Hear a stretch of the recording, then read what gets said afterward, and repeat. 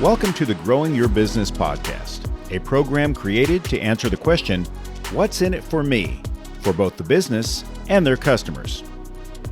Today's guest had this to say. We're not here to create wealth, we're here to preserve wealth. And so the idea is, if you invest with us, you feel really good that you're going to get all your capital back. And also, I'm going to send you a check once a month, which is your return. Now, stay tuned as we hear more on their values, mission, and why they continue to grow their business.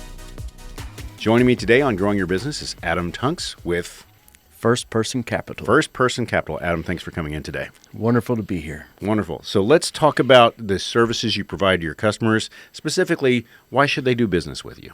We invest in commercial real estate loans. And the primary two benefits to investors are, one, preservation of capital, and two, current returns.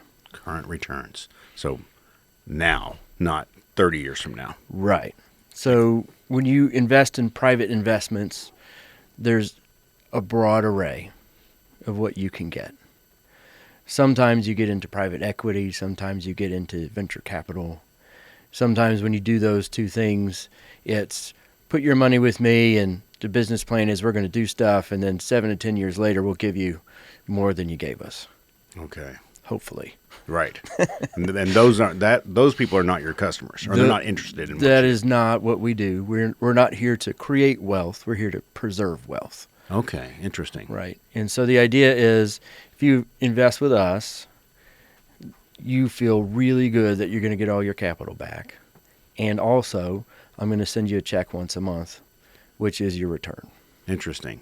So for people like me who are somewhat a layman, and at my age I have some investments and whatnot, but what I'm told is just watch it slowly go up. You're talking about getting money back regularly. Correct. Tell me about that. So a lot of people have heard of annuities. And the idea is you put in a lump sum and then you get a monthly check back for the term of whatever you've done, right? So it works something like that. And the difference is you get all your lump sum back at the end. Okay. Right. And so what creates that opportunity is just like you make a mortgage payment on your house mortgage every month, the people who borrow commercial real estate loans also make a monthly payment. So if you are an owner of a piece of that loan, when that borrower makes that payment, there's some fees that come out, and then you get the balance. Why do people like that versus the other? I mean, as in, what are their goals that they're wanting that monthly check back? Sure. So specifically, we're targeting endowments and foundations. Okay. And the idea for those groups are, number one, safety of capital is really, really important. Yeah. And whoever set them up and whoever's given the money to fund that endowment or that foundation, they have a specific purpose. And the foundation or the endowment, their actions in the world are to serve that purpose. Right. Okay, so let's take an example. Perhaps there's an endowment for a school. Yeah. Right? The endowment's purpose is to provide money for the school, either to supplement revenue so they don't have to charge as high of a tuition, or it could be to supplement programming at the school, or it could be to provide scholarships to students. Right. There are multiple purposes, right? For each one of those purposes, current cash flow matters. Yeah. Right? And so what we're trying to hit is preserving the capital and providing current cash flow. Right. That makes sense. So if you're an individual, that also could matter to you. Right. But specifically, we're targeting those nonprofits because the other aspect of what we do is that all of the return is ordinary income. Okay. So what you get is interest income, and that's ordinary income on your taxes. Okay. And so from a tax standpoint, it's not capital gains. It's ordinary income, and so it's taxed at a higher rate than a capital gains would be. Okay. Unless you happen to be a nonprofit. Right. Is that common? A lot of nonprofits in this sphere? Endowments and foundations are nonprofits. Yeah. Yeah, that makes sense. Right. And so we're targeting that audience because we feel like what we have to offer hits their two biggest things that they need, preserving their capital and current income that they can use in order to further whatever their mission is. So tell me a success story. You must work with many of these foundations and endowments. So Let me give some broader context. Okay. First person capital creates investment funds, and those investment funds sit next to high net worth individuals and other investors into the loans of Graham Mortgage Corporation. Okay. Graham Mortgage Corporation is the one that originates the loans and arranges those with the borrowers on whatever their properties are. Right. Then they collect those payments from the borrowers, and it goes back up the chain, right? So one of our lineup of investors at Graham Mortgage Corporation, where I'm the executive VP, is a foundation. Okay. Right? Yeah. And that foundation has been investing with the founder of our company since, I think, 1985. So a good while. A Yeah. good while. Yeah. And they've had a good run of all kinds of real estate investment through Graham Mortgage Corporation. And so I would say that that's a 40-year success story. Yep. Yep.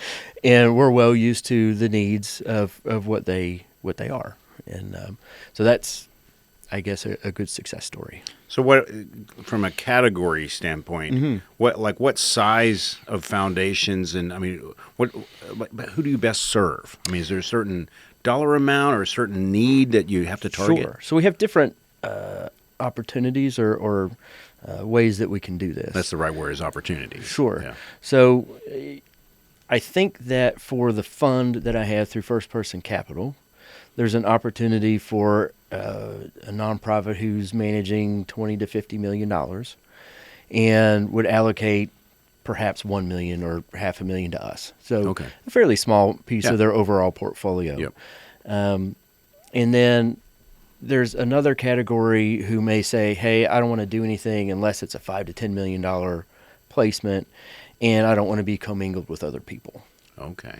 So if you have that, you have the opportunity to put together a joint venture. And the way that works is you create an entity where they put the cash and you agree with them on the investment strategy, and then they name you a manager of that, and you put that money to work and you roll it in and out of the loan opportunities until they decide that they don't want any more. Right. Right. And then there's an even larger category where if somebody wanted to come in and do, I don't know, $100 million at a time, we have a gap in our product offerings at Graham Mortgage Corporation for a $5 to $10 million loan that's not currently served. So if somebody wanted to come in and really liked strategy and wanted to chase that, we can allocate those loans to that type of an investor. So when you say you have a gap, what does that mean? Is that So at Graham Mortgage Corporation, our average loan size is $1.5 million. Gotcha. Maybe $2-ish, something of that nature. Yeah. And we say that we don't like going above $5 million.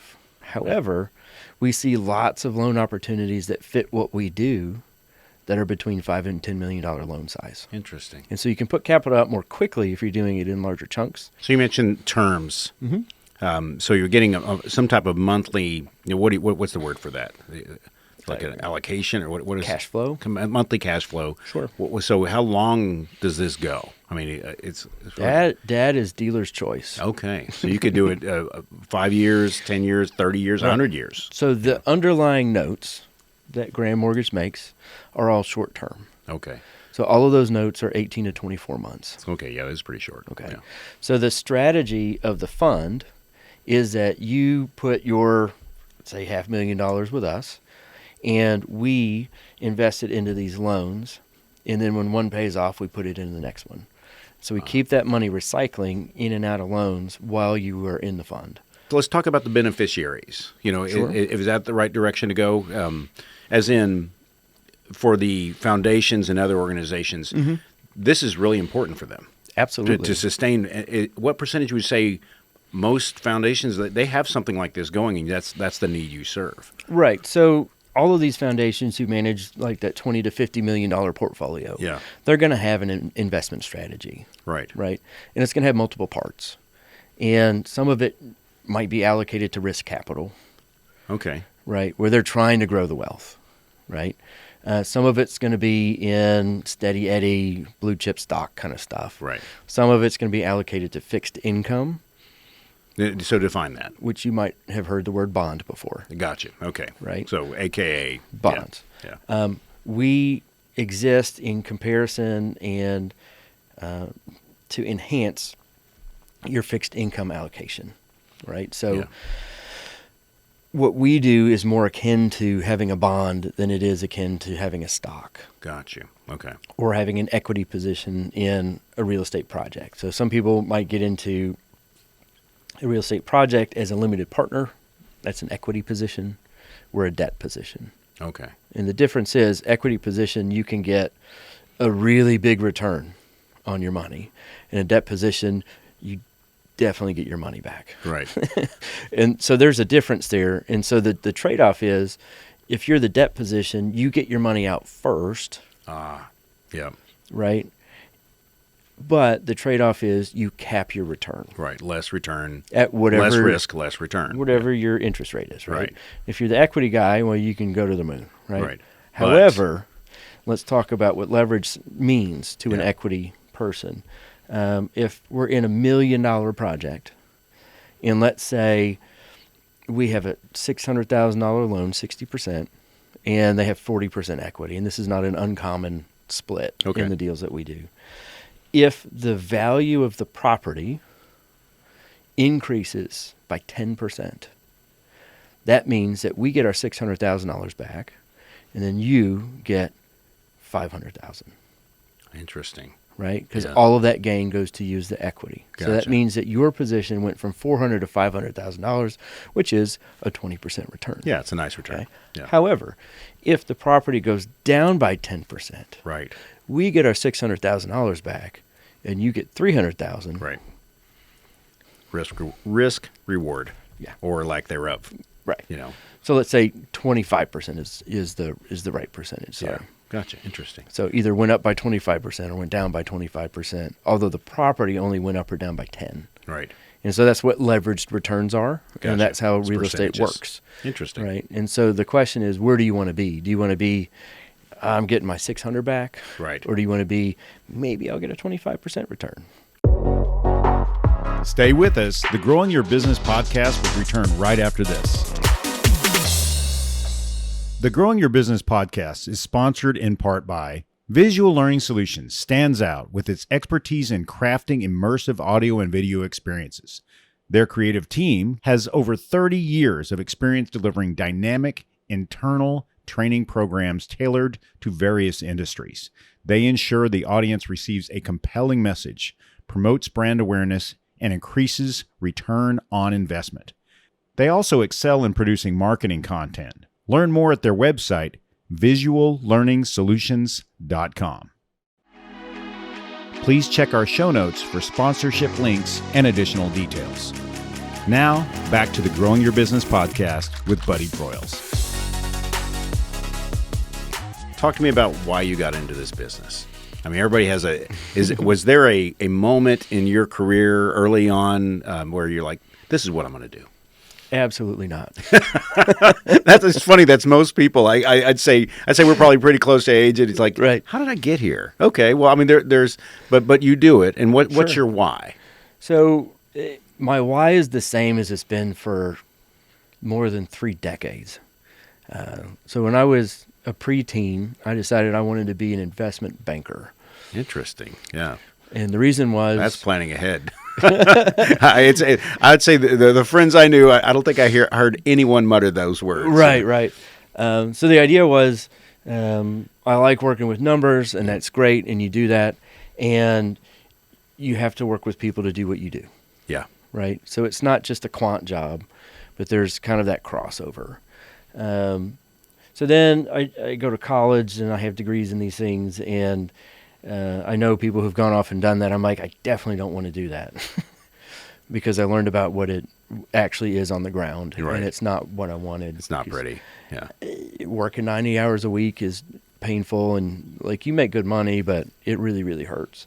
It's soul crushing, I imagine. Yeah. Right. And then also, I had a 5-year undergraduate degree, and I was gone the 4th year to London to study abroad at University College London in their econ department.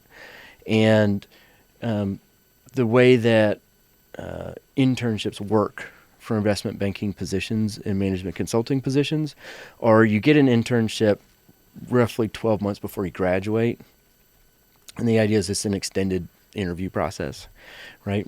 Pretty typical. However, if you were gone the year before you graduate, that means that after 3 years, if you're interviewing, you're 2 years out from being employed. Oh, gosh. And that doesn't work. Yeah. And then while you're gone for that 4th year, you're gone while the interviews are going on for the summer after the 4th year. Oh, goodness. And so because of just It's timing. the timing of all that, I ended up doing something else and basically scraping the bottom of the barrel with the Career Center at SMU, where I went and found just some guy who had an internship for his company that was a medical office developer. Okay. So happenstance ended up with a medical office developer, and then decided I really liked the industry of commercial real estate. Yeah. And then at the end of school, he didn't have a job for me, and he preferred to pay intern rates, I guess. But As one does. Yeah. so It says business. I Yeah. went to an organizational behavior professor. I'm like, I really like commercial real estate. Yeah. Who do you know? And got 5 names, and then went out and talked to those 5 people, and then got in about 3 or 4 layers deep, ended up landing a position at a national commercial real estate investment banking firm. So what that means in reality is we're the middlemen in the capital markets for commercial real estate projects. Right. So that's like, there are some groups that have money, other groups that need money, and our job is to put them together. Yep. Right. So that's investment banking, turns out. Find the connection. But just in commercial real estate, but not in corporate deals. Right. Right. Which is when you hear investment banking, that's typically what it's talking about. So how would you advise your younger self? I mean, let's say you're going to get to the same spot where you are. Sure. You know, I'm thinking of if there are younger people who are listening to this who are exactly where you were. Mm-hmm. What would you tell them? Talk to your organizational behavior professor. You never know what they know. Right. No, I would. That piece was great. Landing at where I was, which is Northmark Capital. They're still a very large firm, and Yeah. that was a great experience. I went from there to a small private equity fund. Went to the small firm on the idea that I would have the opportunity to become a partner, Yeah. or an owner in the firm, right?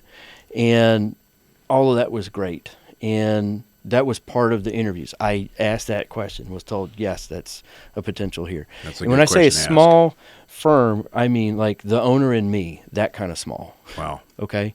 And so what I would have done differently is I would have left that guy sooner, Okay. Because you learned what you needed to learn, and we're ready to move on. because it turned out he lied about it. Oh goodness. Okay, that's something to learn. Right. Yeah. And I should have left the minute I figured out he'd lied about it. Yeah. The reason I didn't is I have a very deep value of loyalty in me. So I'm separately also a scout leader, and I teach this to kids. I'm like, Excellent.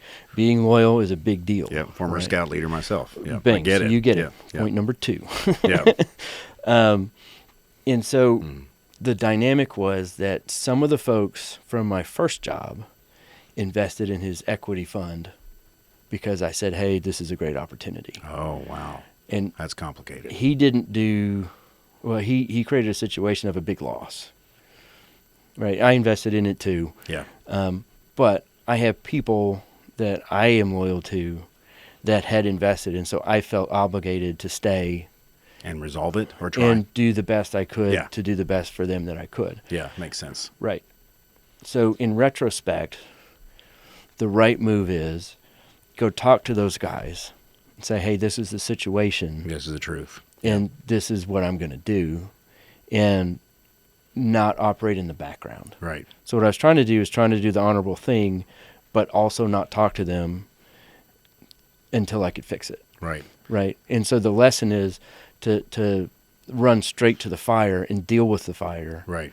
rather than, try to deal with it in anonymity, essentially. It does make sense. And so Yeah. that would be the big thing. And the other complicating factor is I went to that firm in January of 2007. Oh, yeah, if only you had known. Yeah. Right. What would happen a year later? So or I sooner. should have made the call in 2010, 2011, but I didn't until 2015. Yeah.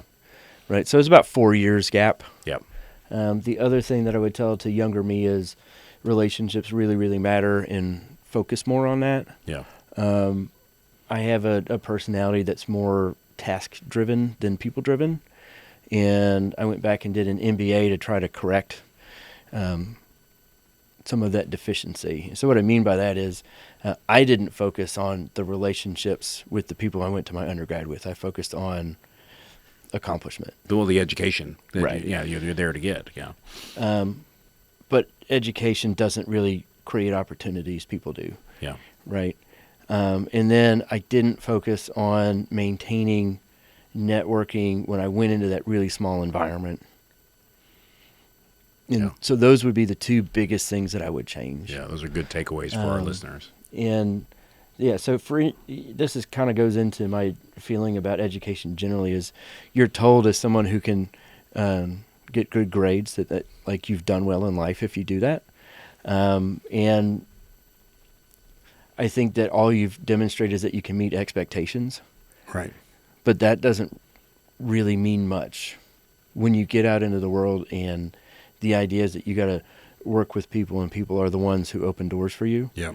And so my mom has a phrase, and she's correct, like A students always work for C students. Oh, yeah. There's definitely the risk of that. Right. And so I'm an A student. Right. Like I'm a 4.0 in my MBA kind of guy. And that doesn't mean a hill of beans. Right. What actually matters from that experience is I had learned that lesson, and I focused my time on building network. Right. Right.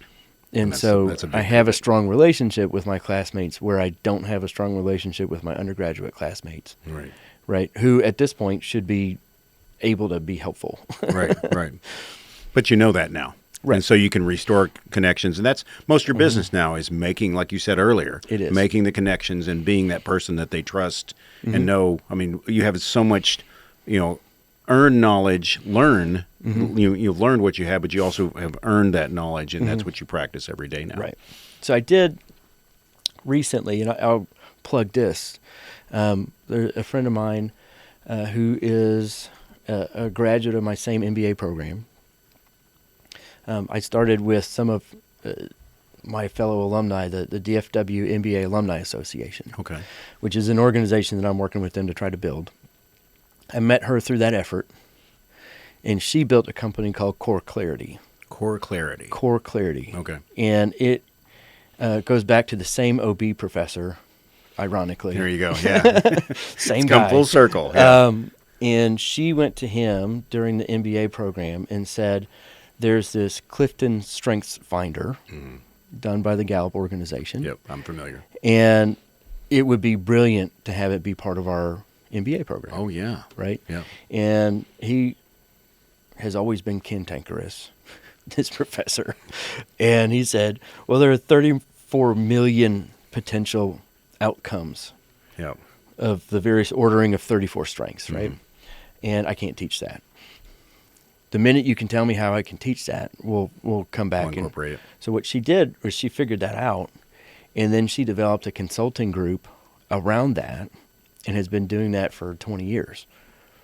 Interesting. And so you go in and you do that, and the idea for people who don't know is there are 34 identified strengths, and you basically focus on your top 5. Yeah. And your top 5 is what is your best shot at success. So you build where you fit into your organization, what your role is, how you execute your role to play to your strengths. Yep.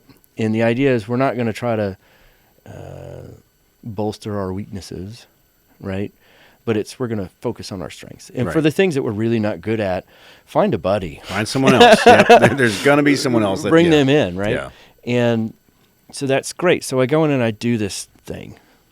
And my top 5 strengths have 0 things to do with other people. Really? Well, what's your number 1? Learner.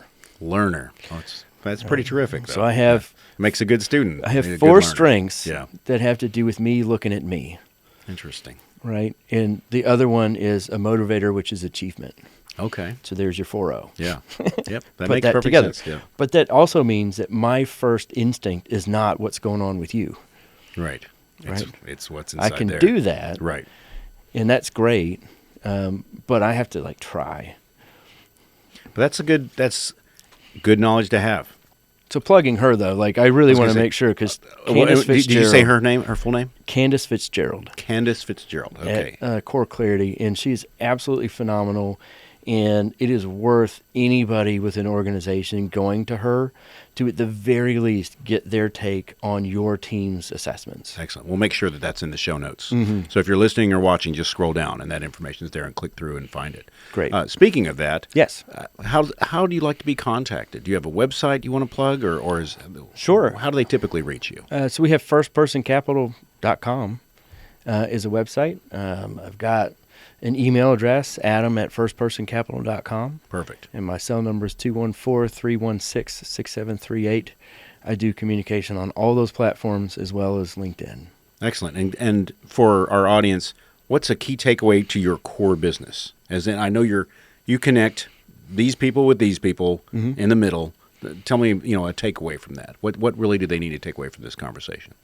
We're here to preserve capital and get you current cash flow. That's excellent.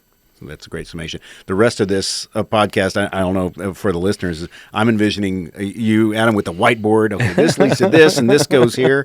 And somehow everything's pointing back to your organizational behavior or development. Somehow it points back to this cantankerous person. That's fun. And he's a great guy. Yeah. I love him. And it came out after the fact that he and my parents were like in a gourmet dinner group together. How about that? Yeah, 'cause my dad was a professor there too. But it's a small world. We know this, and it's people. It is. It it's is all people. people. Yeah, so there's a lot of ins and outs and things that need to be done correctly between somebody making an interest payment and me depositing it in your account. But the short story is preservation of wealth and current cash flow. That's excellent. Well, I can't thank you enough for joining me today on Growing Your Business. It's been a great conversation. Thank you, buddy. I appreciate it. Thank you for joining us today on the Growing Your Business podcast. Please see the show notes for links to our sponsors, our social media, and to learn more about today's guest.